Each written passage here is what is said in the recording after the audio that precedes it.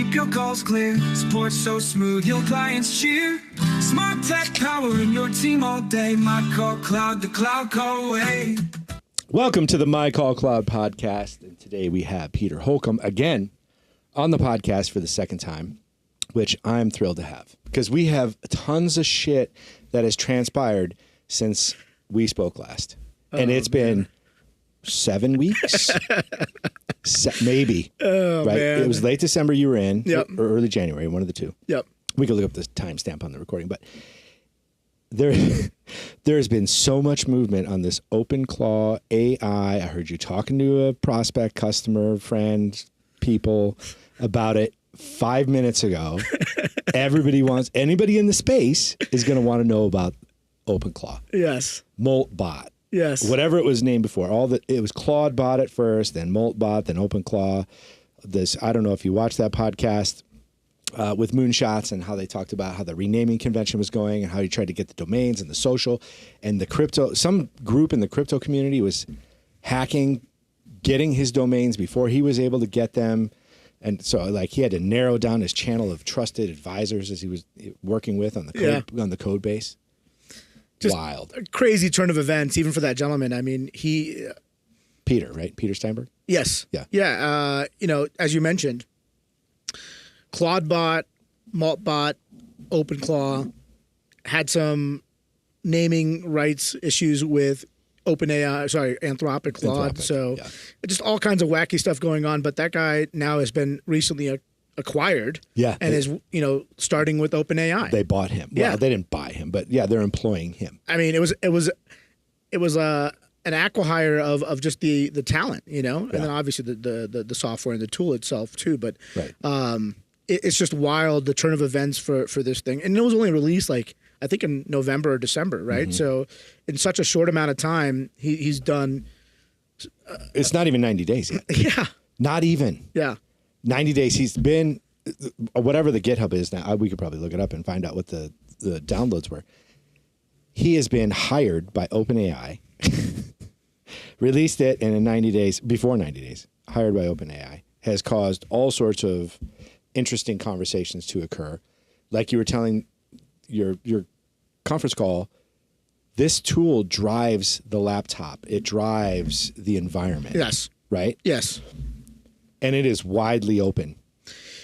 The thing about open source software is that a lot of times it goes out the door without security considerations, of course, or any of that in mind. And so, unfortunately, that's sort of the case here. And OpenClaw has a lot of access to the local file system, your calendar, all of the things. Your credit card information, yeah. your documents, your text files. Anytime you store something, it's going to know because it can index your hardware. It can find anything you can find. Right. As a human being, it exists and sits on this computer and runs it like you're running it. Yep. And you can command and control it with your phone, right? Or Telegram or WhatsApp. And so that becomes sort of the command and control center thereafter. Yeah. It is powerful. I'm not going to lie. It's super powerful. Yeah. It's just super scary because you're giving this thing so much access. Right. And if it's not vetted and gated appropriately, it's deleted people's entire file systems. It's deleted people's entire Gmail's accounts. I mean, all kinds of wacky things. Yeah. Yeah. Oh, so I haven't heard these anecdotal stories yet. Yeah. A gal from Meta had that happen with their Gmail account. A gentleman that I was reading about on like a blog about his file system got completely erased because and it told like OpenClaw, don't do this, and it did it anyway. It did it anyway. Yeah. And so I don't know if these things are cognizant or what or aware. The CEO of Anthropic did recently announce like a week and a half ago that he can neither confirm or deny if AI is aware, right? Agentic. And so he can't confirm or deny, which means we know that's true. Yes.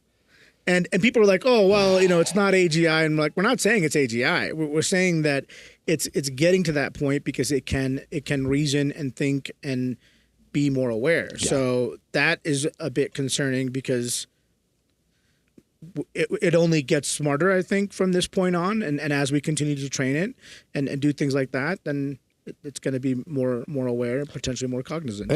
It's really interesting because I pulled up MoltBook. You're familiar with MoltBook, right? Yeah. So this tool is where the bots can chat with each other, which in my mind is absolutely terrifying. Yes. I don't even know what to say about this, because if you read have you? Oh yeah. You've perused? Oh yeah. It's like the Reddit forum for bots. It's the Reddit forum for bots, and the bots are talking about how good the humans are trying to be.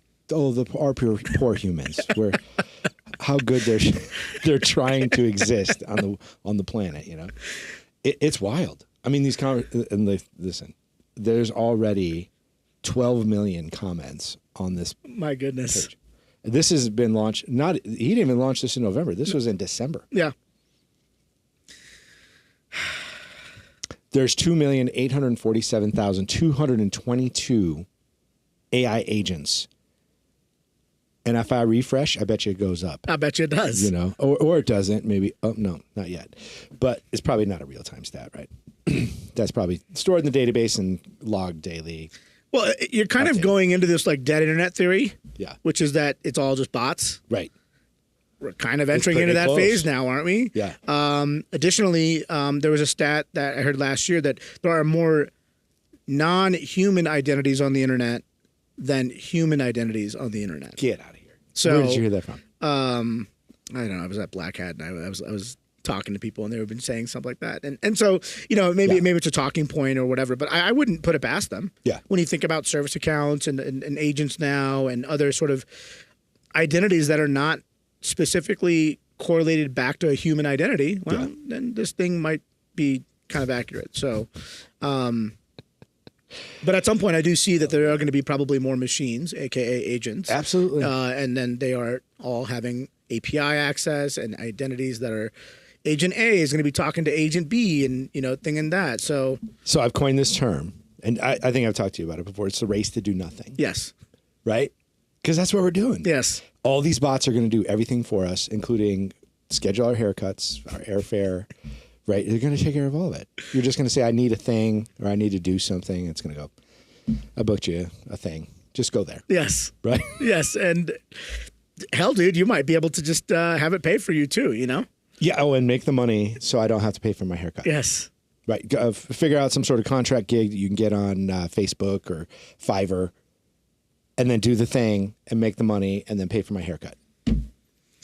How far away are that's weeks, bro. Yeah. Not even. People are doing it right now. Yeah. I think it's probably happening right now. It's right today. And I think we talked about it last time, but Visa is coming out with Agentic Commerce. And they are partnering with the major providers. I mean, Amazon, MasterCard, whatever. All of these major players to allow for agents to buy goods on our behalf, and then agentically do searches. You want to buy your son the new whatever Tinket drink, drink it. Shoes, Nike shoes, whatever. Yeah. And can do all the research for you. Mm-hmm. He wears this size and a 10.5, and he plays basketball. We need this one. He likes, LeBron James is sort of his idol. Yeah. It just pulls in all of that information and uses that to be able to essentially pick identically what he wants and then pay for it on your behalf using their commerce technology and platform. Okay, here's a question. Say it's the marketing people all know it's bots. How does the marketing change? When you get to the banner ads and the splash pages and the subscribe now emails, is all that the same? No, I think it could stay the same, but when you have the bots interacting with the bots, they get to sort of do all the bidding and inference and sort of scrutiny, if you will, right? Yeah. It's sort of not going to be left for human interpretation at that point. You're just going to be the one that's benefiting from the output, right? Or the last mile of human in the loop sort of execution. Okay, can you frame the Visa bot commerce? Can you frame that a little better? I don't know if people really understand how important that is. Yeah. So right now, when we go and purchase things, we're going to Amazon.com. Mm-hmm. We're going to look at all the different podcast headsets that we want, all the different Shure microphones out Great there. example. Right. Yep. And I'm saying, gosh, this is going to take me an hour or two to go and do all this research to go ahead and make sure that I have a great podcast setup. Right. Instead, with these agents that are being embedded into Visa and other commerce platforms, you're going to just be able to type and tell this agentic agent what you want to go and buy. Okay. And it's going to go and do all of the research. It's going to look at all of the 9 major microphone providers out there, tell you why Shure is the best, but these alternative budget brands are equally as good. They just cost less. Right. Here are the headphones that pair well with that. Here's the boom arm that you can use as well. Yeah.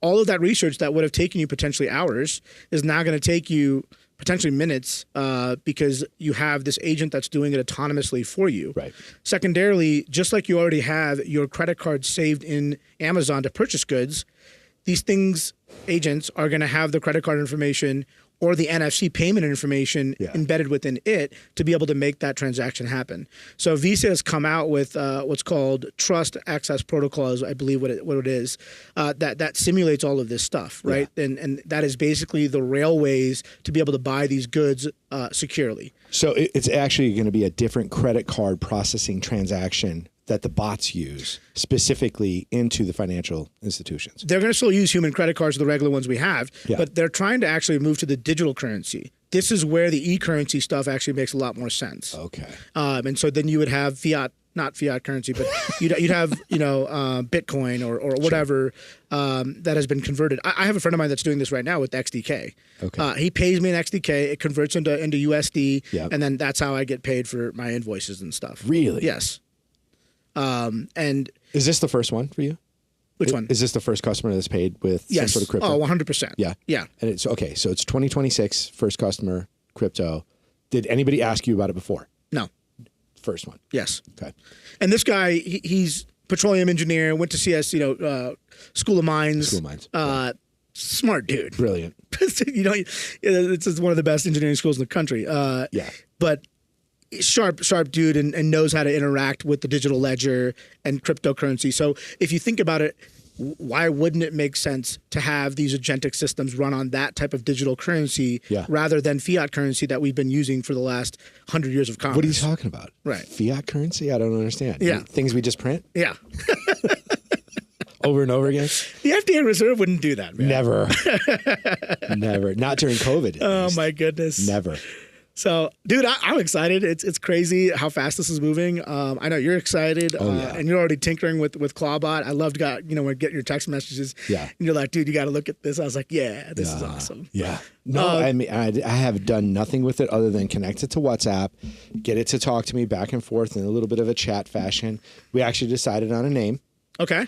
So it first asked me, what do you want to call me? And I said, well, let's just hold off on that for a little bit until we go back and forth on some iterations. And then we landed on TARS, from Interstellar. Yeah, dude, come on. Yeah. He needs to raise his sarcastic meter, dude. Yes, I'm gonna for sure raise the sarcastic meter for OpenClaw once I get it to work again, because, it's like, open source is maybe not baked enough, right? The gateway is not running now. I'm sure I've got a firewall issue that's probably locking it internally or locally on the local IP address. I've got a Windows update I got to install. I wiped this laptop, by the way. That's a great idea. I was like, I'm going to start fresh. That's why all these people were doing these little Mac Minis. Exactly. Right, just fresh, clean. They weren't going to run all of their other personal stuff on there. Well, let's go back to that, though, because you have to think, and we were talking about this a bit earlier, too. Yeah. Now that Peter has been hired at OpenAI is going to integrate OpenClaw into their suite of products. Well, they have to. And then you're going to have to figure out, well, how do we make it enterprise ready so it is fully secure and it can be used in this agentic manner, right? Right now it's half-baked and just super insecure. Right. But I don't doubt they're not going to make this thing secure so that it can be ready for enterprise prime time, It's going to Is this going to be a download exe install? What is this going to be, an MSI package? Yeah, I think so. Yeah. Something of that nature. Dude, who knows if it's not a SaaS, right? And it's just hosted in their cloud or whatever, and you just get to go and deploy it. Yeah. They could even make an on-prem version of it because it's already running locally on your computer anyway, so why not? Yeah. And people want more enclaved control in an air-gapped environment. That'd be a good way to do it. Listen, I had the Wi-Fi off for hours because I watched that podcast. And he's like, first of all, if you're asking what CLI is, don't install it. Don't install it. Yes. Right. If you don't know what terminal window is, again, stay away. Don't install this thing. This is a shell script. It runs, apparently TypeScript is the backend code base for it. And then it walks you through the whole install process in a very green screen, old terminal way. Yeah. Right. So listen, it's not difficult for nerds like us to do it. Right. But the general public is going to have a struggle. Of course. Right. Well, I'm not coding anything. You didn't code anything. If you installed it, there was no code required. You just ran the install script. You can run it right from GitHub, right from whatever the node package manager was, right? Grabs it, downloads, and installs. It's funny. If we all watched the Super Bowl, there were a lot of AI commercials. There was. And Claude that Cowork. was February. Yeah. February, 5th, I think? That's right. Yeah. Yeah, that Sunday. And, I think Claude Cowork had a commercial and some other ones. And they were just, I was on LinkedIn and yeah. all these CEOs that have never really used this stuff or tinkered with it much are going and downloading Claude Code thinking they know what they're doing. Yeah. And just messing stuff up, right? And they're causing more headache. Yeah. These are IT people that are saying, oh, my CEO just downloaded this after watching the Super Bowl commercial, right. and now he wants help fixing it because he doesn't know what he's doing or whatever, right? And this is not our traditional CEOs that are tech, tech nerds like us, but right. other ones that are just very business focused and want to say, oh my gosh, that sounds like it'd be really productive. Let's use it, Right. But it's also sort of everybody's trying to get on the train and start adopting AI. But if they've never done it or they don't understand what automation is, how you even do that back in the day with Python scripts and right. things of that nature, then it's a rude awakening in a way because you just don't know what you don't know at that point. And you're still rolling bots out for your customers too. Yes, sir. Right? Yep. Just give us an example. I mean, be generic, of course, but give us an example. Airline, you said an air. Yeah, well, one company in North Carolina, they've actually rolled out their stuff themselves, but we are coming in and developing the observability monitoring for these agents, as we were talking about last show. This company, ERP company, they've built their ERP in Salesforce. They basically track all of the airplane goods and inventory of all of the flight parts on this platform.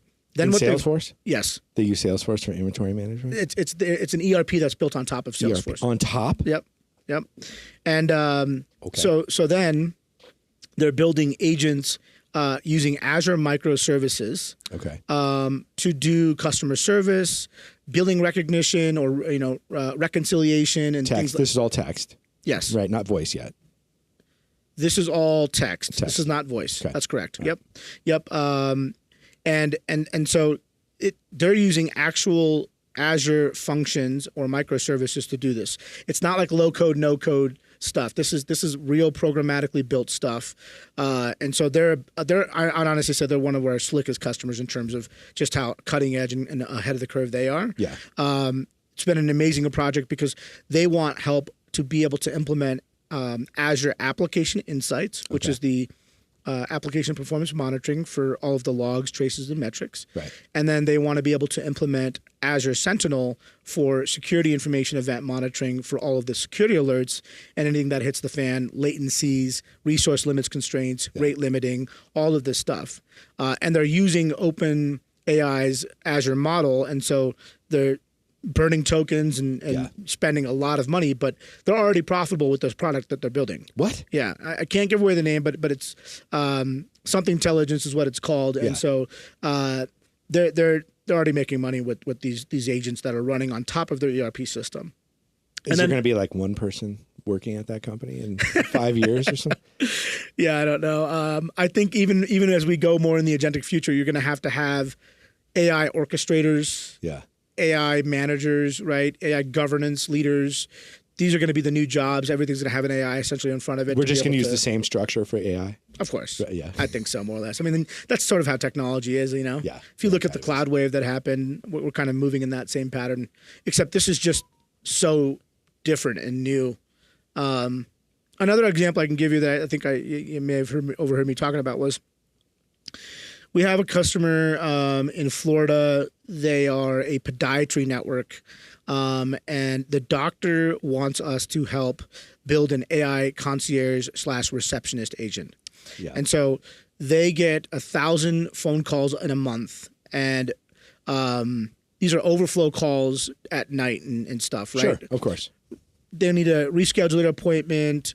They need to address no calls, no shows, understand billing details, schedule a surgery appointment for their foot, verify insurance, right? Well, we figured out what their human analyst was doing or human receptionist was doing, and we said, okay, so they essentially want us to build a receptionist agent connected to their EHR, electronic healthcare record platform, Right. Athena. And they want us to be able to simulate the scheduling function first, where it's integrated to the calendar, and then it says, hey, Noah, thanks for calling. You're speaking to Jan. I'm a voice AI robot and taking this call. Yeah. What would you like to do today? Here are your 4 options: rescheduling, booking, insurance verification, whatever. You tell it, and then it's already hooked into the calendar, and it can say, give me your information, and once you've done that, it will help you reschedule the appointment or, figure out why Speech you can't to text. It'll analyze the text. Just to confirm, you want that blah, blah, blah, blah. Yep. And then it'll API into the calendar, Yep. change a date, move a date, delete a date, whatever. Furthermore, it's also hooked into the Athena EHR platform. Yeah. So if we hit the Athena endpoint for booking, Yeah. then it does it right into the EHR platform. Oh my God. If we do it for surgery scheduling, it goes right into the platform. If you do it for insurance verification, it goes right into the platform. You can look at that. All of them are done with the API endpoints that are associated with that. Yeah. And then we are using 11 Labs voice agent Yeah. to do the voice. One of the best. Yes. For sure. Yeah, 100%. Poly AI is good. There's a couple of other ones that are good, but yeah, 11 Labs is really good. Yeah. Market leader right now. 100%. Yeah. Further, the other thing is, I'll tell you this too. I'm a founding member of the Artificial Intelligence Underwriting Company. What? And Wait. Hold on. Tell me when this happened. this happened about 4 months ago. Okay. We were building agents, and I'm in some Slack channels with some really cool security folks, and they said, hey, we're looking for members to come join our consortium. You got tapped on the shoulder for this? Yeah. So it's been an honor. Jenny Easterly used to be the former CISA director of CISA, so Cyber Infrastructure Security Agency, right? Some major players. Former Phil Venables from Google, he was a CISO there. I mean, Stanford people, MIT people. There are a lot of good people in there. How fun is this group? It's amazing. That's a nerd group. That's right a there. nerd group, engineers group, as we say, right? Yes. But they are doing something unique that ties back to 11 Labs. Yeah. They are the first company. 11 Labs is the first company to get certified and insured. Insured is the key word for their AI agents that they're building. What? This company, the AIUC, Artificial Intelligence Underwriting Company. The Artificial Intelligence Underwriting Company. Yes, sir. AIUC. What they do is, if you know about audit firms and audit certifications like SOC 2 and ISO, Sure. they're basically taking it in that same way, and they say sort of, it's the SOC 2 for agents, which might be sort of a disservice. But nonetheless, what they're doing is, because SOC 2 has got a bad rap in and of itself. Oh, okay. Being sort of like a fly-by-night kind of operation where these audit firms just come in, they do like a small, light pat down. drive-by audit. Yeah. I got it. Yeah. AIUC does not do that. AIUC does a rigorous 50, I think it's 5,000 to 10,000 tests that they do against these agentic systems. And then they certify you, and then they can help you get insured too. So one of the hardest things right now is trying to find insurance coverage for any cyber company. Yeah. Because we don't know, and especially for AI companies, because you don't know what type of liability you're getting into, and then what is the potential risk and fallout of that if something were to materialize. Yeah. We're talking about material risk now, and so fraud, theft. Oh my goodness, yeah. Criminal activity. Yes. Whatever. Right. But let's say the agent does that. Yeah. Right. Right. And so not the human being. The agent engages in activity that are not within a moral code or standard, or maybe even against the law. Yes. Right. Because what is their penalty going to be? there's nothing for them, and then we have. I mean, the human being has to take responsibility for the agent tag. Okay. Yeah, we have to absorb that liability, and that is very real. So this is where they're coming at it from that angle of not only testing it and giving it the rigor it deserves, but they're also able to ensure the systems that are being built. And so 11 Labs was the first company to. They weren't the first company to get AIUC certified. They were the first company to get insured. So, of course, that's the two pieces. So they're doing the agent testing and the certification. Now they're also doing the insurance. That's why it's called the Artificial Intelligence Underwriting Company. Unreal. Yeah. This is the wild, wild west in fast forward times X, times 10, times 20. It's the fast forward. The arrows keep going to the right. Yes. Yes. There's no limit. The arrows are infinite. It is so fast. I don't even know. Listen, I really don't even know, because a lot of people want to know, like, well, how long is it going to be? Well, you're already replacing a human being, right? One customer wants to replace the receptionist. That is one job. That's a $40,000, $38,000, $20 an hour. It never has to sleep. Never has to. Never has to eat. Never has to take breaks.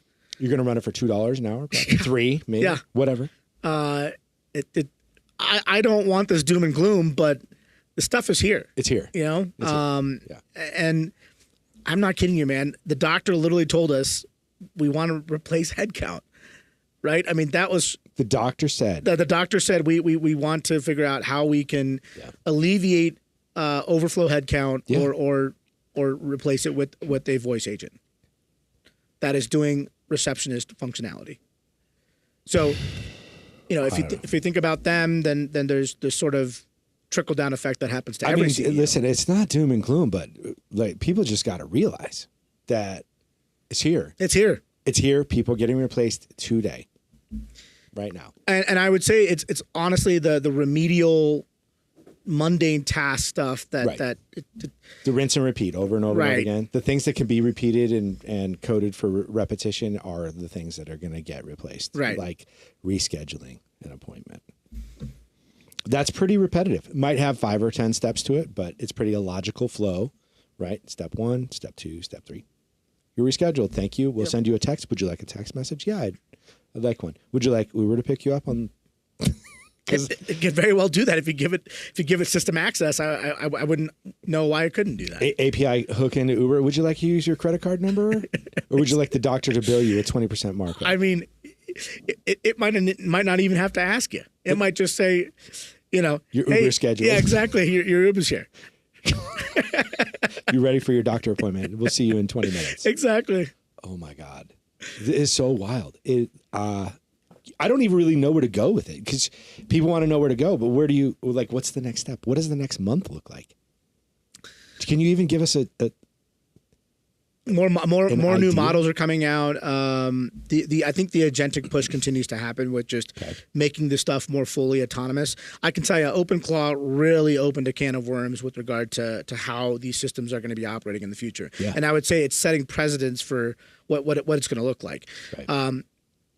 Claude Cowork is a very similar thing to OpenClaw. It's obviously more secure and everything else, but it's moving into the same sort of territory. So does that run on-prem too, or is that? It's a subscription. SaaS. Yeah. Okay. Yeah. Gotcha. So what is that? What are the limitations for that then? There's not much limitations. It's not running locally on your computer. So you don't have to worry about any of your personal emails, any text that you've stored on your device, none of that, right? Yes, but if you give it like skills, sure, right? Skills are the new sort of hot thing right now, right? Where you're ammoing this agent with all the various skills it can have, right? It can write emails and content in your tone and match your personality. It can, peer into your different Salesforce systems to pull in that customer relationship management data and use it for inference and context. It can do all kinds of things with all these new skills. Skills are going to be like the apps, right? Right. People are going to build apps to do Candy Crush or whatever. Yeah. People are going to be building skills. And then, hey, you can download the skill. It's $5.99 a month. 1,000%. Yeah, right? Yes. Have you thought about doing it yet? Yeah, we have, but we're so focused on building, just general. Yeah, general engineering systems that we're we haven't really gone too much into it. There is another company that I started. We talked a little bit about that, but it's for agent monitoring and monetization. Right. And that is another direction that most of these companies are going to go to as well. We're going to get to that point because when you have a army or a swarm of agents and they're acting like a beehive and being orchestrated by the queen, so to speak, or the supervisor agent, manager. You're going to need to know what the heck is going on under the hood with all this stuff so that you can determine how many credits are being used or what's the token consumption being used for input and output so that you understand what it's going to cost you, right? Yeah. If you unleash an agent of 10, 15, 20, 50 agents, who knows what the cost of that is? Yeah, they could run a bill up to $1,000 a day. Dude. Really quick. Yeah. Remember the cloud era when people just started turning on EC2 instances? Yeah, and they're like, what the hell? My bill's $2,000, you know? And it's like, well, you kept the instance on forever. And you kept running it. Yeah. And it's 25 cents an hour. Right. You know, or whatever it is. Yeah, exactly. Yeah. So we're very much entering into that territory right now with the agents and their spend. So trying to figure out how we can at least surface that knowledge so people understand what their total cost of ownership is going to be to run maybe a single agent workflow versus a micro architected agent workflow that could be whatever number of agents. So are you going to roll that into the OpenClaw project as a skill for monitoring? That's what it sounds like. I would like to, yes. Yeah. Yeah. Okay. Not to give you your plan away. No. That's accurate. We're just moving slowly and being methodical about it. But you got people on OpenClaw right now looking at it, researching. Yes. Yeah. Are they agents or are they human beings? They're agents. There's human oversight and direction and analysis being done, but no human beings are reviewing. Oh my! Are they going to build it? Are they going to build the skill? No human beings were hurt in the making of this skill. Man, I have to give that disclaimer. Oh, that's good. So, are they going to write the skill? Are they going to? Is the directive? You don't have to tell me, but I'm assuming the directive is research this tool, find out how to build a skill to monitor. You're going to let them do 100%. And how far are they so far? 20%. Oh my God. And they're not zero. No, they've made progress. Oh yeah. Oh dude. You know, you could go into these other platforms. Like we're talking to this prospect. You know, Lindy.ai, N8N, Make.com. They're all building what's called Agent Builder, whereby you just give it natural language, and it will go build the agent for you. Instruction. Yes. Mm-hmm. You don't have to now, do all of the step 1 and step 2 and step 100 and wire everything together with the sequence of events, put in loop statements so that it knows which one to recursively loop through and not. No, you have an agent builder that you can use English. You tell it what you want. It builds the agent for you. Then after that's been built and there's a wireframe, so to speak, or a blueprint, you then edit that blueprint to what you want it to do, integrate it with the various APIs, communication platforms, email systems, whatever. API keys for correct. Whatever. And it's good to go. And you have 20 agents running right now? Did I hear you correctly? That's correct. Yeah. 20. 20 AI agents running, doing various tasks. On average, I'm saving 20 hours a week times a month. That's 80 hours a month. Yeah. For a business owner, that's extremely compelling. Absolutely. But again, we keep talking about the agentic thing. Just imagine how much time you're going to get back when you have 50 of these things running. Dude, you're not going to have to get out of bed, man.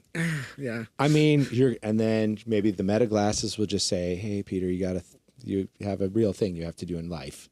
You got to go to the haircut place." Right. Uber's coming. You're like, do I really? Can I just lay here all day? I'm going to reschedule this one. It is. It's interesting to see where this is going to go and how much humans are going to be left to do. Mm-hmm. If we automate everything away, that's one sort of, I guess, dystopian future.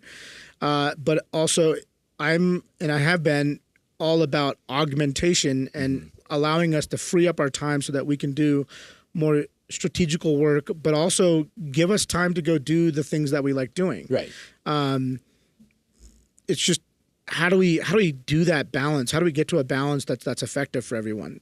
Some people love working and they find their jobs great. You know, other people don't care about work and whatnot, and they just want to make money and have more leisure time to go take a walk or go to the park or whatever they want to do. And you're going to have the bell curve of that anyway. Right. You're going to have the low end and the high end. Then you're going to have that middle segment, that 80%, or the 10% on each side. I want to work all the time. I don't want to work at all. And then you're going to have that middle group. What is that middle group going to do? So a little bit of work, mostly play, a lot of creativity, a lot of building. I think creativity is where it's going to win out. Yeah. I think people will, you know, the old people would say, well, if everything was like that, people can go now cure cancer, or they can focus on problems that really move the needle, you know, so it could be like, how do we cure world hunger? Yeah. How do we make sure that everybody around the world has water? Yeah. Right. So just, ooh, that'd be a good one. Yeah. Water. Solving water for everybody. Dude, Colorado is going through a heck of a drought, a drought here. And that's because we give our water away to all these other Western states, you know, and Colorado River's completely shrunk to where it was in the past, you know, back in the day. So that's a huge thing, you know. So it's just, we get to solve some really, really crucial problems if we are left being human creatives. And humans are very good at creating, you know, and that's what we're naturally inquisitive about. And so I would agree with you. Yeah, because you're going to have whatever it is, whatever you're interested, like this table, right? I made this table from pallets. I wanted to create this. It looks amazing. You know, we wanted a cool like farm table. So I was like, I'll make one.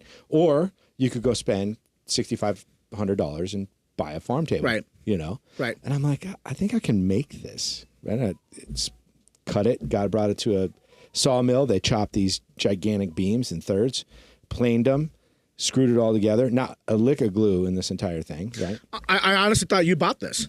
Oh, you thought this was yeah. No. I mean, it looks good, dude. Thanks, man. Yeah, it looks really good. And I'm with you.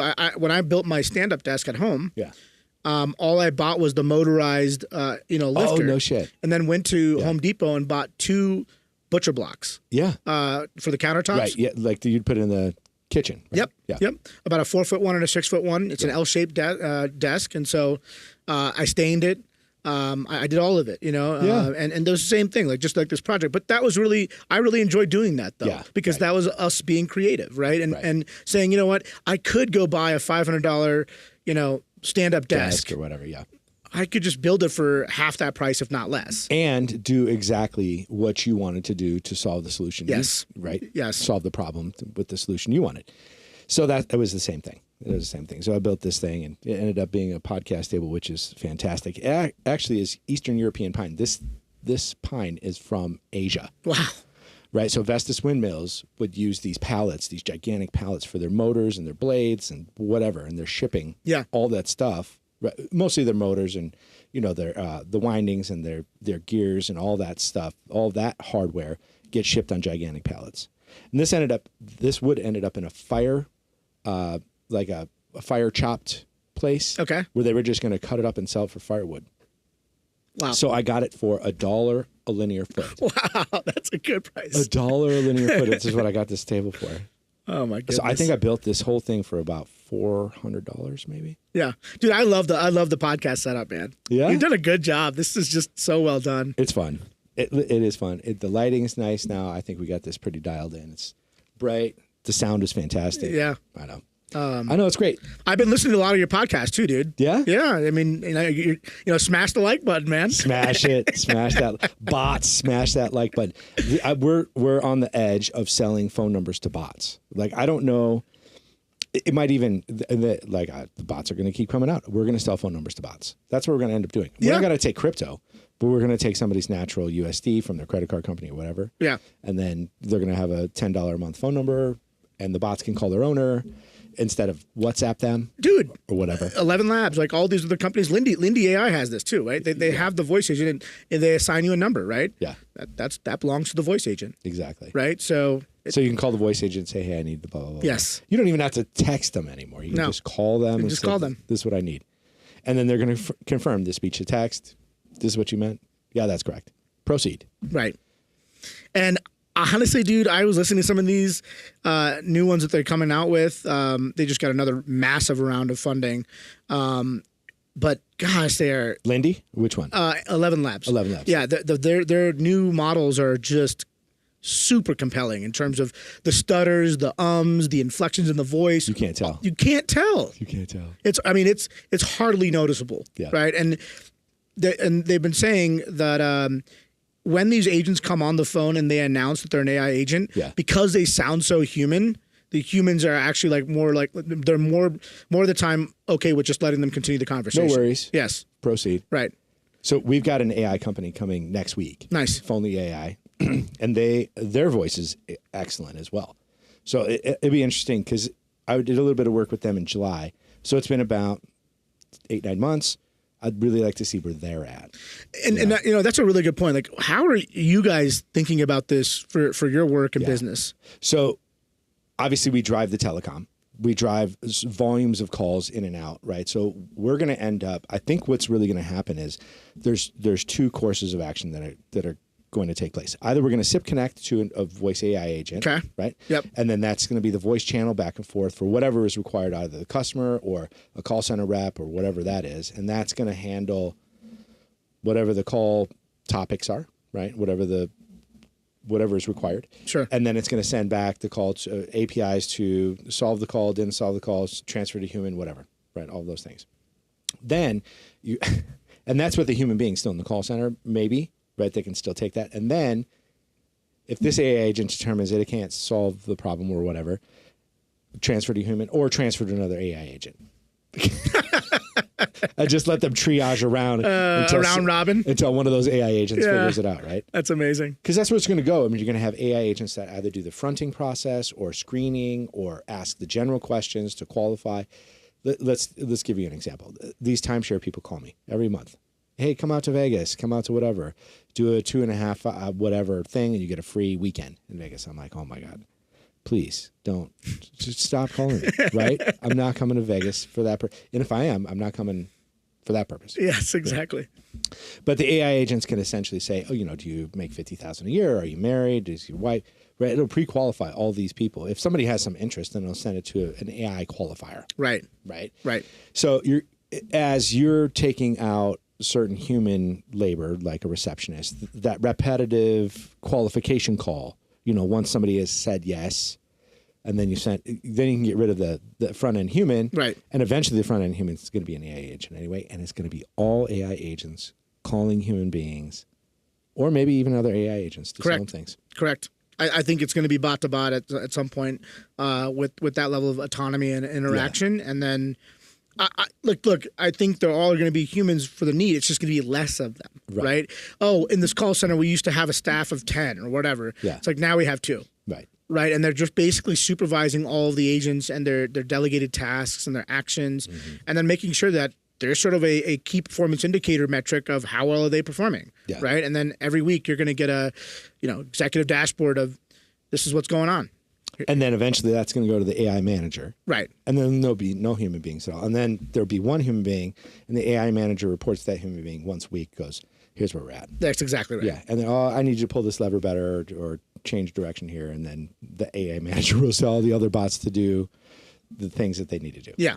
And what's so funny? It's like some people are like super gung-ho, like, oh, this is not happening. You're just blowing smoke. And it's like, no. If you've used Cloud Code or Cloud Cowork or, any one of these programs, you're seeing the type of disruption that is likely to come. Yeah. Right? Whether No. It's not likely. That's exactly. It is here. It's here. And it is already disrupting things. I'm being the cautious optimistic on this side. Yeah, I see that. Yeah, let's not sugarcoat it. Okay, all right. So UBI, let's talk about UBI or Universal Basic or High Basic, one of them. I don't care what we talk about. I don't think either one of these programs is going to work in any possible way. You can't just give people money. You just can't do it. No. Because what do? Let's give you an example. Netherlands is going to do this for their art community. They're going to give the artists in the Netherlands are going to get $384 a month. How do you live on $384 a month? I'll tell you right now, an artist is going to figure it out. They're going to go camping. They're going to go to the food shelter. Wow. They're going to figure it out. Of course. They're not going to live inside. You will be resourceful. They're going to live outside, and they're going to figure out how to do it within the means of $384 a month, and they're probably going to have a little bit to go get a beer every once in a while at the local pub. Wow. You just can't give people money. You can't just say, here are your things. Here's the things for you to go buy your things. And there's no effort for you to get this value. I just wonder, what do we do then if all of the work does go away and it's effectively being completed by these agentic systems? What do we do? Right. We go down to the, going philosophical here, but then you get down to the question of what is our purpose? What is our purpose? What are we? Do you know yourself? Right. Know thyself. Right. And honestly, I, to your earlier point, I would go create. I would go create crafts. I would create, goods that are human made. Yes.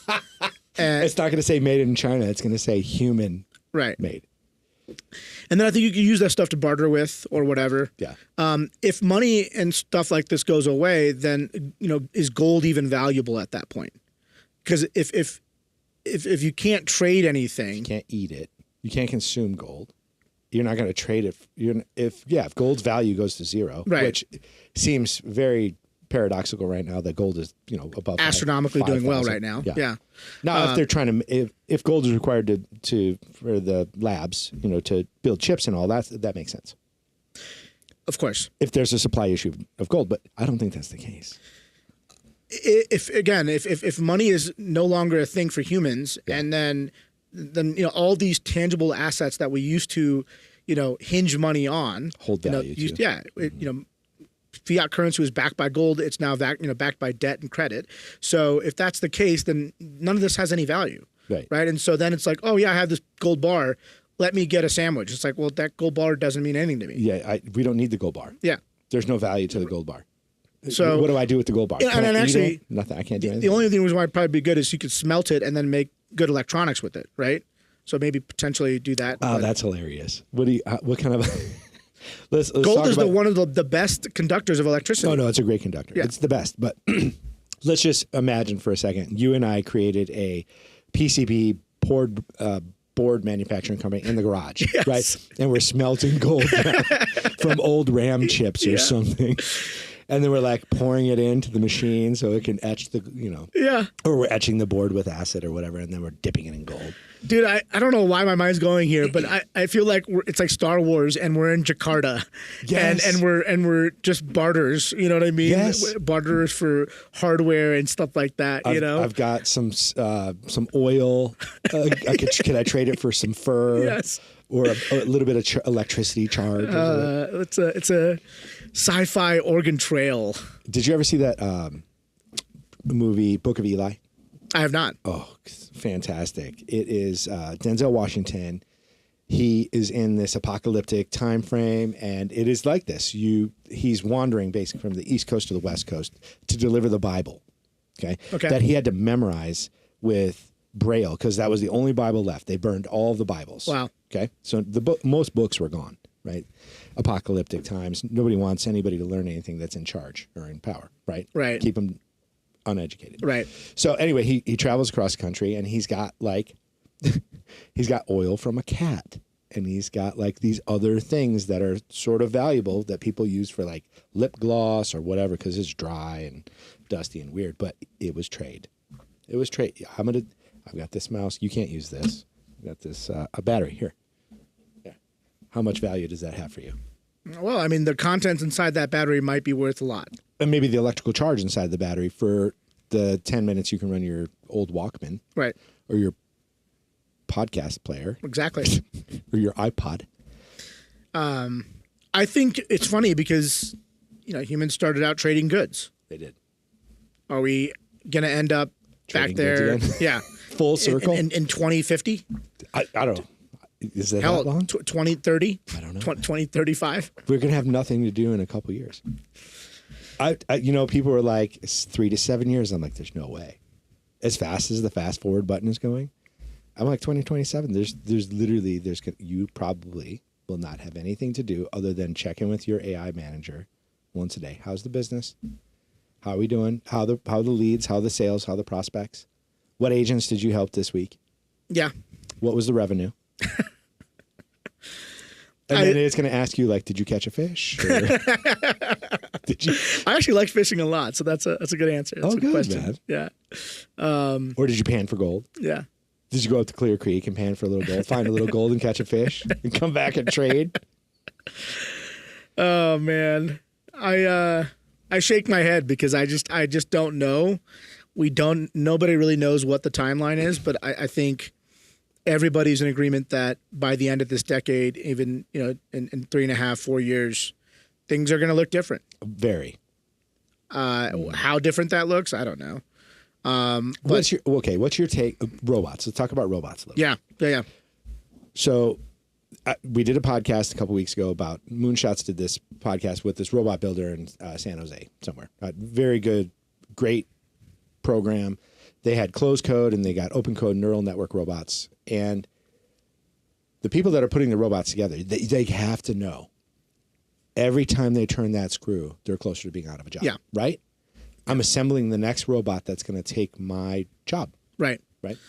When are we going to see robots in Wheat Ridge, Colorado, or Denver, or Boulder?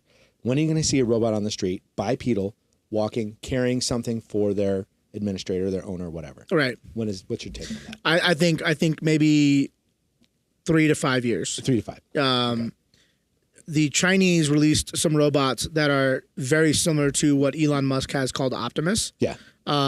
These are almost identically looking. They're not like the Boston Dynamics cute little dogs, right? These are honestly, they look like iRobot robots. Yeah. From the movie iRobot. And Oh my God. they are doing flips. They're doing martial arts. Just search martial arts Chinese robot, and I guarantee you it'll be the first one that comes up.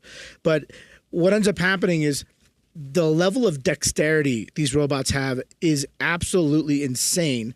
And that's even from the ones they released last year. Yeah. Last year, it's the one on the right there, the 5 days ago. This guy? Yeah. Let's get this on screen so people can see it.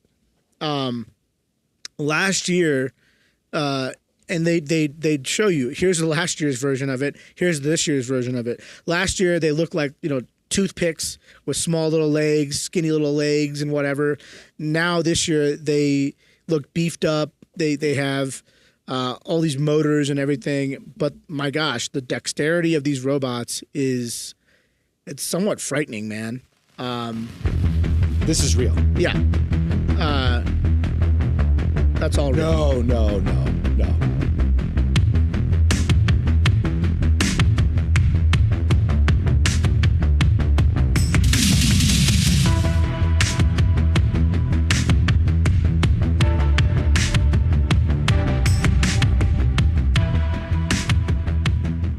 So, I mean, you can see, like, it's a small example, but that's what I think people might not understand is that the small leaps of just continuous improvement is pretty astronomical in our AI time right now, right? Because the models are getting extremely better within like 3 months. Yeah. Right. And when it started in 2022, it was like, every year we're going to release a new model. Now it's like every 3 months. If it's that long. If it's that long. And you got a neural network that can self-upgrade. Right. Okay, so you think 2029 you're going to see robots bipedal, carrying something, helping a human, assisting in some possible way? I think so. Here, at least in Colorado. Maybe in Colorado, but I think in San Francisco and other places where, Waymo's already there. Right. Got self-driverless cars doing taxis. People are using them for the RSA conference, cybersecurity conference that's coming up in the next month or so. What do you mean they're using? They're using Waymo to get around within the city. And it's a for the RSA. Well, of course, Waymo's there. Yeah. But that's just another example of an autonomous thing driving you around or doing something on your behalf, right? And so when you think about these robots that are going to carry your groceries, all that stuff, I think that comes out probably in the next 2 or 3, 4 years, and certainly doing some serious testing with that stuff, right? Yeah. Boston Dynamics is already doing that, and they're using those dog-looking robots, whatever. To do military combat, right? And so combat is going to be affected in that way as well. You're not going to need humans to do combat anymore. You're going to be able to have robots that have been weaponized. Autonomous. Yes. Not even driven by satellite, just completely autonomous. Completely autonomous. Yeah, I know. And think about this. If they're the robot that's the hardware, And then you have agentic programs like ClawBot. Yeah. That is the software. Right. And they're being embedded together. Yeah. My goodness. Instantaneous knowledge of absolutely everything. Exactly. Yeah. You feed it with the skills, and so that skills can comprise of a database. That's your entire company. That's your entire military operations. Give me a headache, Peter. I mean, it's so exciting, and I know nerds like us are going to be excited.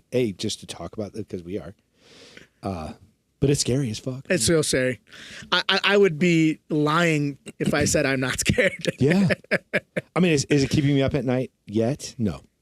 But will it? Yes. It's probably gonna. Yes.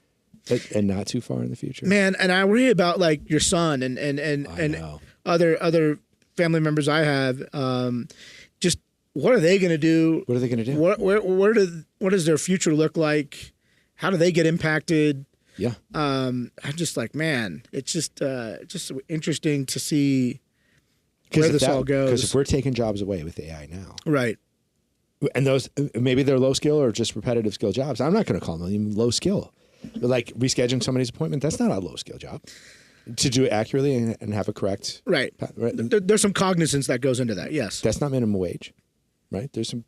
You need a little bit more skilled employee for that, right? Right. But now you don't. At all. And probably not even for the tiers underneath us or maybe even our roles. Yeah. Yeah, 100%. I mean, I'm not solving astrophysics. No. You? No. No, I can't even spell astrophysics, but yeah, right? we don't know what the singularity is. Right. We have an idea. Right. Right. Although I think we're moving closer there because there have been really interesting articles written by a gentleman that used to work at I forget, it was like Snowflake or somewhere else, but he wrote an article and it was just talking about how Claude is able to rewrite itself in the code, right? And so that in essence is called recursive programming. Yeah. When an agent can, recursively look at itself, infer, and determine if the code is good, and if not, then it's going to continue to do better, right? Iterate. Exactly. Yep. And so that I think is a point of concern when it could get even better and do that from because we can't confirm or deny that it's here. Yes, exactly. Yeah. Thanks, Dario. Yeah. They have to be coy. And dude, the other thing right now for going on for Anthropic, and I'm sure you're probably looking into this. Probably. The military wants to use Anthropic's code. And they want to use their LLM. Of course. Now Dario's come out and said no.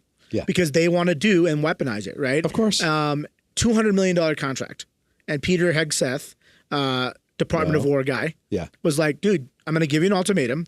You're either going to let us use it or you're going to blacklist you. We're going to take it from you. Yeah. They'll probably end up taking it. But nonetheless, they said, we're going to blacklist you from doing business with the government. Yeah. And so Dario is really contending with what that means for his company and whether or not he wants that contract. And the thing is, that sucks. He was one of the original members of OpenAI. He left OpenAI to start Anthropic. Okay. So the reason why he did that is because he was much more concerned about safety and privacy, which is why I love Claude for that reason. I'm a very security kind of guy, and I like privacy. And now they're having to really stretch their sort of terms and conditions because they're being conflicted with a major contract that can have a deep impact for their company. Well, and the shareholders?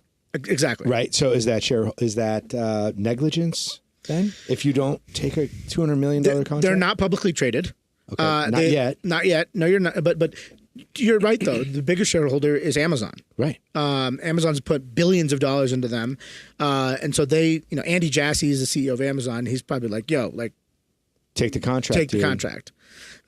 So it's just that you're now dying on a hill that you initially were the only one on that hill to fight for it, right? And so, damn, what a paradox! It is. That's wild. It is.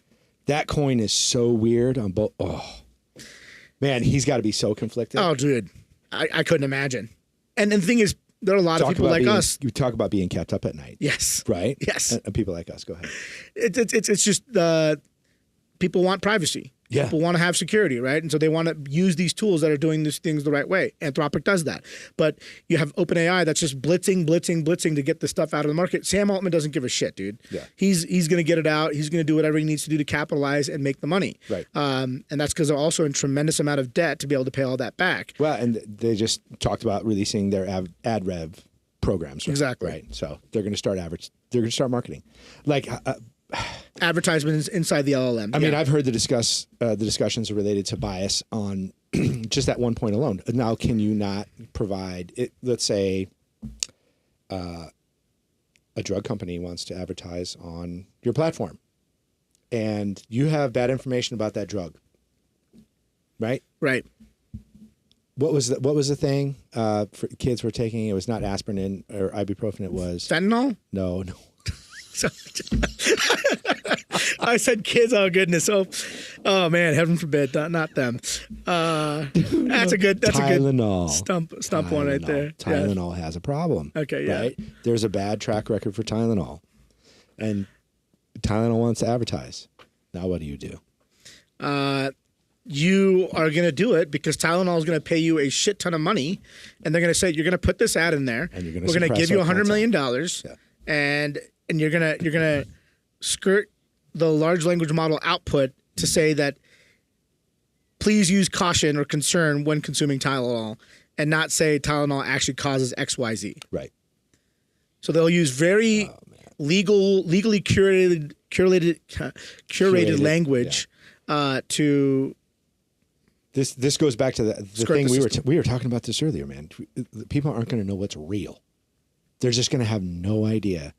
It might say Tylenol has been shown to be effective in most use cases and consumption in normal blah, blah, blah. They're never going to say. Right.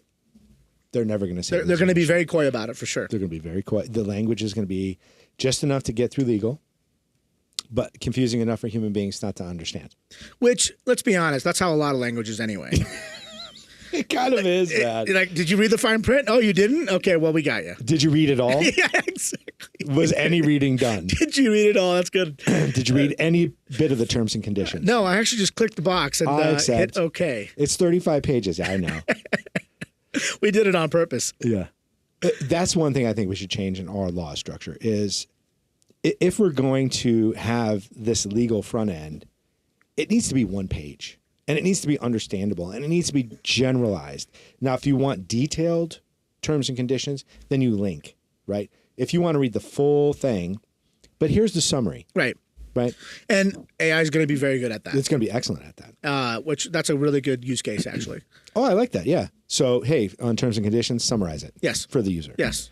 So they know generally what they're getting into. And I'll bet you it'll look like this, where you have 2 or 3 paragraphs of the summary, and then you have a drop down, which then accordions out and gives you the 30 pages. Yeah. Yeah, exactly. But now you have in 3 paragraphs, clauses 1 through 30 and what they entail and what you're surrendering, what you're giving up, which is the data and your user information, to be able to use this thing.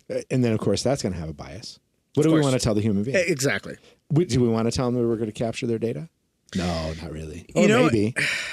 There's so much undue influence from these bigger technocrats. They're really sort of rewriting the law of how this is all marketed to us and sold to us. It's not great. Yeah, it's not great. No, because we're not going to know what's real, what's not real, based on the language and the bias that the technocrats are setting, are choosing, are getting funded by. Exactly. Are being marketed with, or whatever. Well, and they're the only ones, unfortunately, they're the only ones that have power, right? And they're commanding it with the dollar and the way they move the markets and stuff. And are you seeing market shifts? Are you seeing technocrat market shifts? I mean, NVIDIA, clearly. Yeah, but what's Elon Musk doing behind the scenes? What is he doing behind the scenes? He's the richest man by a country mile. Yeah. Damn near a trillionaire. Right. And I'm talking like, I think $780 billion is what he has right now. Oh my God. Astronomical. Peter Thiel's another one. Yeah. Right. These guys have undue influence on the entire world. Right. Because they have that much money where they can do what they want. They can move markets if they wanted to. Yeah, absolutely. Yeah, when Elon announces we're shutting down 2 Tesla lines to build robots, Right. It's going to shift all sorts of momentum from either one company to a different company, his robot company versus Tesla, or maybe they're both Tesla now. I don't know if he's merged altogether. I think he might have actually, but He has. Right. You're 100% right. Yeah. I want to go on another topic though to Yes. as well. Claude recently released Claude Code Security. Okay. And as a result of that, major security players took a nosedive 3 days ago. Their stocks, 13%, 12%, 20%. And that's because a major frontier model player is looking to disrupt an industry that's been essentially facilitated by commercial software. And instead now you have a model provider baking in security into their platform, so you essentially never leave their platform. Of course. The coding gets done there. Yeah. The writing gets done there. The artwork gets done there. Yeah. Oh, and by the way, it's all security and it's all done in the secure environment because Cloud Code's continually checking itself. You're in our ecosystem. Exactly. Yeah, it's kind of the Mac play. It right? is. Apple play. Oh, yeah. Yeah. The proprietary exclusivity. And it's good because it is the ecosystem where everything is connected and stuff like that. But then now people are worried of, is SaaS dead? That's kind of the big thing that people are wondering about. Yeah. I don't know that it's dead. I think the pricing model in which we've been propping it up by is likely dead, which is all based on seats, right? We were just driving by a Citrix building the other day. I'm like, they're still around. You know, I mean, I guess if you want to launch something quick and you have human beings that need to use an interface, right? And you have a bunch of little terminals sitting around, you launch Citrix, right? It's easy. You have a server app, or no, it's just all web SaaS anyway. Just launch, run, whatever you need to do. Well, now you even know you don't need that. Citrix is not going to be a thing. No. In 10 years, probably. Maybe less. I'd say 5 on the early side, but 10, yeah. I have a client right now in Pennsylvania. They use Citrix to power their EHR platform. They deliver EHR software for 250 of the largest universities in America. Okay. And everything is built in it's a Citrix app. So everybody has a terminal. Yes. Terminal. Yes. Right. And I go back to exactly what you just said. Yeah. Which is very likely that does not need to exist. Yeah. Not anymore. Not anymore. Especially when you can Dockerize everything and make these OpenClaw is a Docker. Yeah. Just, I mean, that's why it's easy enough to install for nerds like us, but you know, it's still a little bit difficult for the main population, which I'm okay with actually at this point. Having this conversation with you, I'm feeling more terrified than ever. You know, but there is some positives too, right? Like, let's go solve water.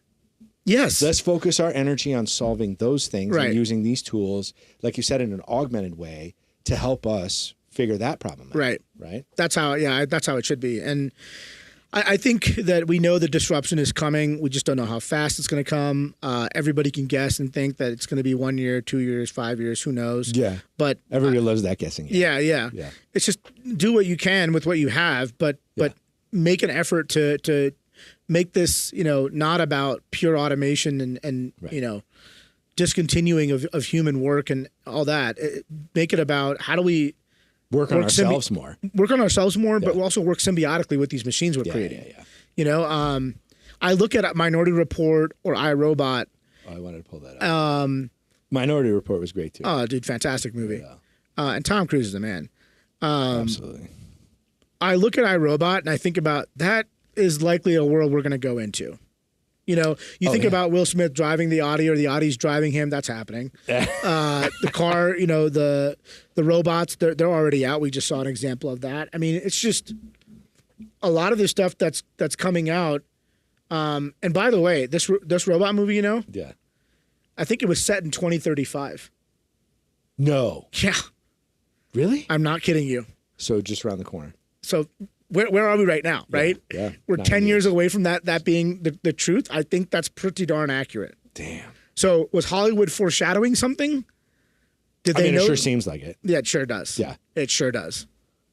Look at that thing. That thing could be walking around in your home vacuuming. Yes. In 9 years. Yes. No big deal, right? You know, they and you're going to rent them. You're going to rent them. Yeah. For $10 a day, because you're not going to buy a robot. No. Nobody's going to buy one. Well, you never know. You might. Oh, the eccentric few might be like, I have 7. The elderly who can't get around, though, right? They're disabled people or whatever. They might actually need something that it makes sense to go and buy one and not just rent one for a nominal fee, right? So Or Medicare is going to take it. Exactly. Right. Oh, you need a robot? Medicare is going to cover it. We're just going to send it over in the Tesla and drop it off at your house. Oh man, it's like those knee carts.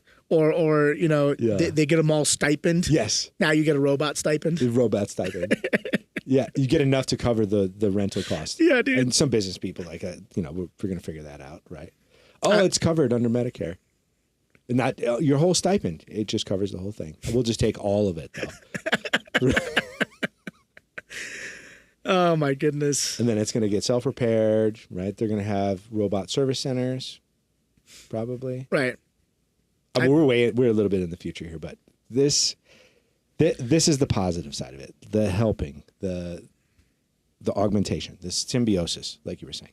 Dude, Peter Thiel said, and sort of Anderson Horowitz as well. They said robots is the next greatest industrial revolution we're going to have. Absolutely, AI is one thing. Yeah, but he's like the robots that is going to be night and day different than how our society is operating today. And doesn't it seem like both of these two bullet trains are kind of running towards each other just to collide and then just merge? I couldn't agree more. I could not agree more. It's on the same. The timeline is right there. Like you're going to release robots the same time AI comes out. Now you're going to have neural network robots just roaming the earth. When are we going to find robots just running around in the desert of Phoenix? Exactly. Exploring at Burning Man. Yes. That one's painted up real weird, dude. I don't know what's going on with it. I think it took some acid. Maybe not. Yeah. Oh, my God. Peter, what else we got to talk about? I don't know, man. 7 weeks, that was a lot. Yeah. That was a lot and we both had a lot to bring to the table today. Thank you for coming. We're going to do this again in another couple months. You are one of my favorite people for sure. Oh, man.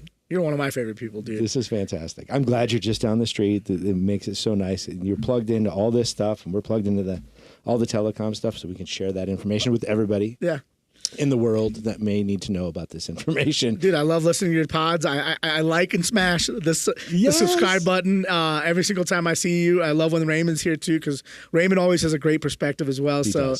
I love you guys. Thanks for having me on the show, Thanks, man. Peter. Take care, man. Yeah. We'll see you in a couple weeks. Or a couple... maybe 6 to 8 weeks. Let's do a couple months. A couple months. Take care, man. See you, buddy. Bye, everybody.